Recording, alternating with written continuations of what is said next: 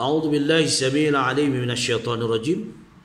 بسم الله الرحمن الرحيم. الحمد لله رب العالمين وبه نستعين على أمور الدين وعلى آله وصحبه ومن تبعهم ووالاه. سبحانك لا علم لنا إلا ما علمتنا إنك أنت العليم الحكيم. رب اشرح لي صدري ويسر لي أمري واحلل عقدة من لساني يفقهوا قولي. اللهم افتح حكمتك وانصر علينا من غدائن رحمتك يا أرحم الراحمين. Alhamdulillah, panjatkan syukur kepada Allah Ta'ala, ya, perkongsian dalam sambungan semat solat. Yang telah lalu perkara-perkara yang boleh membatalkan sembahyang, sebab-sebab yang boleh membatalkan sembahyang. Ada diterangkan di sini ada 10 perkara yang boleh membatalkan solat atau sembahyang. Ya, hari ini penjelasan daripada 10 perkara itu, iaitu berkata-kata. Apa dikata maksudkan berkata-kata? Apakah yang dimaksudkan dengan berkata-kata dengan sengaja walaupun sedikit itu? Berkata-kata di dalam sembahyang dengan sengaja dan ia tahu akan hukum haramnya sedang, ya, di dalam sembahyang, maka batal sembahyangnya. Maksudnya berkata-kata dengan sengaja itu sama ada dengan satu huruf yang boleh dipahami atau 2 huruf yang tidak boleh dipahami. Satu huruf tapi boleh dipahami, 2 huruf tapi tak boleh dipahami. Maka batal juga sembahyang. Dan maksud ia tahukah hukum haramnya itu ialah dikecualikan orang yang tidak mengetahuinya, kerana ia baru memeluk agama Islam. Ni mu'alaf lah, ya, mu'alaf dia tak tahu. Ya, Allahu Akbar. Ini ada satu cerita. Sebab dia tak faham. Satu ketika ada 3 sahabat. 3 sahabat ni, yalah, budak-budak ada yang besar, ya. 3 sahabat ni berjalan. Yang satu ni mu'alaf Cina, yang 2 ni Islam tapi tak mendalami. Tapi dia mau sembahyang. Setelah dia bekerja, ya, mencari apa macam, dia pergi berjalan, dia mencari burung. Tahu tak mikat burung? Memukat burung. Mikat. Burung selalu orang guna burung kuak-kuak ke burung. Dulu-dululah. Jadi seorang Cina mu'alaf. Waktu asar. Tiba-tiba waktu asar, dilakukan azan. Di kampung lah. Lakukan azan Bilal. Lepas tu seorang tu kata, mari kita sembahyang. Azan tu, mari kita ke masjid. Itu pun dah okey dah. Makna dia mahu hatinya tu terikat dengan laungan azan itu. Ada orang kadang-kadang azan dilaungkan pun dia tak pergi, dia tak peduli pun. Ya, ini dalam dia mengikat burung tu di apa? Satu tanah, macam tanah belukar lah. Tapi dengarlah luaran masjid tu. Jom kita masjid. Pergilah masjid. Bila pergi masjid, dalam keadaan tak ada ilmu, nak kata macam mana, tak ada ilmu. Masjid tu lah masjid lama. Masjid lama tentulah ada macam-macam, ada tikus, ada apa, ya, masjid lama kampung, ya, keliling-keliling kebun belukar. Apa dia kata? Yang seorang tu dia nak takbir, dia nak takbir tu. Bila takbir tu lambat, okey, yang seorang tu okey, 3 orang, yang seorang lagi mu'alaf. Mu'alaf tu dia nak takbir pun dia baru masuk Islam. Dia Allah lambat tu. Tikus lalu. Tikus lalu. Usalli palilat tikus lalu macam bucat bujur gua tak cakap, kalau cuk gua cakap batat. Ni ini cerita tak? Ni. Dia kata tengah solat lalulah tikus. Tikus mondok. Dia lalu tikus. Dia kata tikus lalu tu besar. Muncul aku tak cakap. Kalau aku cakap batal. Kata budak sebelah tu, yang sebelah kawannya tu, shh, jangan cakap. Yang belah kanan dia, shh, jangan cakap tengah sembahyang. Yang mu'allab ni baru usolli fadilat, belum lagi sembahyang. Yang belah kiri pula menyaut, bujur aku tak cakap, tapi bercakap. Ini sebab tak ada ilmu. Ini contoh. Siapa yang batal? Tiga-tiga lah batal. Bukan tiga, dua yang batal. Yang seorang tu belum masuk lagi. Usolli tak dapat je. Mu'alaf. Baik. Itu contoh. Seringan saja. Baik. Kerana dia bermuluk Islam atau tinggal jauh, terpencil daripada orang-orang Islam. Kerana dia tak ada belajar. Tidak duduk dalam luka. Ya. Tinggal jauh, terpencil di dalam sana, sehingga sukar baginya untuk mempelajari agama Islam.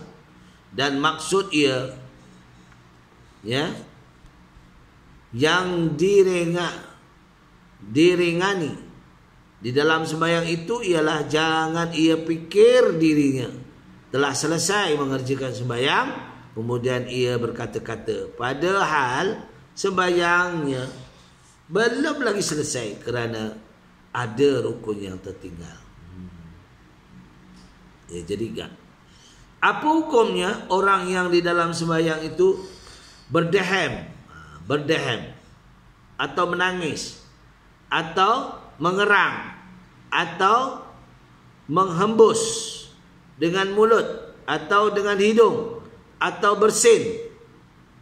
Jika salah satu perkara itu berlaku dengan banyak dan nyata dua huruf atau satu huruf yang boleh dipahami, maka batal sembahyangnya.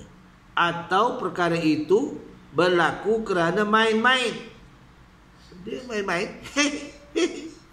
Hacim. Ada main-main. Maka batal juga sembahyangnya. Tetapi jika perkara itu berlaku sedikit pada kebiasaan dan ia berlaku bukan kerana kehendak, bahkan ia terpaksa, maka tidak batal sembahyangnya. Walaupun banyak, ya, walaupun nyata 2 huruf, 3 huruf pada ketika itu. Perkara itu berlaku banyak. Nyata 2 huruf, 3 huruf atau 1 huruf yang dipahami, walaupun ia berlaku secara terpaksa kerana ia memutuskan peraturan sembahyang, kecuali perkara menjadi penyakit. Tidaklah berputus-putus sehingga tidak ada masa yang terluang berlakunya, walaupun untuk tempoh penunaikan sembahyang. Kalau sakit tak, kadang orang bersin banyak kali, 3 kali, 4 kali. Sebab apa? Sebab bukan bersin boleh ditahan. Tak boleh. Itu tak sengaja. Benda yang bukan main-main, sebab sakit, itu tak boleh membatalkan lah. Ya. Tapi kalau dia main-main ataupun berkata, apa tu? Ya pun tak boleh.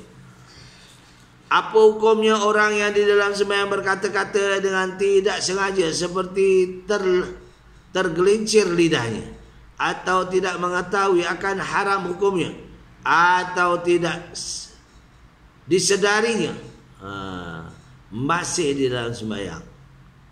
Jawabnya, jika perkataan itu sedikit, iaitu 6 perkataan pada kebiasaan ataupun kurang, maka tidak batal sembahyangnya. Tetapi jika perkataan itu banyak, iaitu lebih daripada 6 perkataan pada kebiasaan, maka batallah sembahyangnya. Ini macam mana? Perkataan 6 perkataan pada kebiasaan ataupun kurang, maka tidak batal. Tak sengaja. Ya, jawabnya tak sengaja. Tapi kalau sengaja, batal. Mana saja kita lakukan dengan sengaja, batal. Yang tak sengaja, mana bersin. Mana orang nak bersin dalam sembahyang? Ya, tapi kalau dah bersin, mungkin terseduh apa ke, ataupun kita tengah sujud tiba-tiba mungkin kapet tu berhabuk masuk ke hidung kita. Bukankah kehendak kita? Maka bolehlah. Tidaklah batal. Apa hukumnya orang yang di dalam sembahyang menyahut seruan ibu bapanya? Sembahyangnya batal.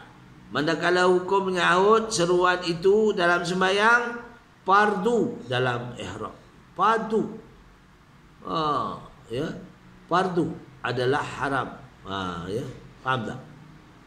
Misalnya contoh, manakala hukum menyahut seruan itu dalam sembahyang fardu, dalam sembahyang fardu adalah haram, walaupun sembahyang fardu, walaupun sembahyang sunat. Dan dalam sembahyang sunat adalah harus.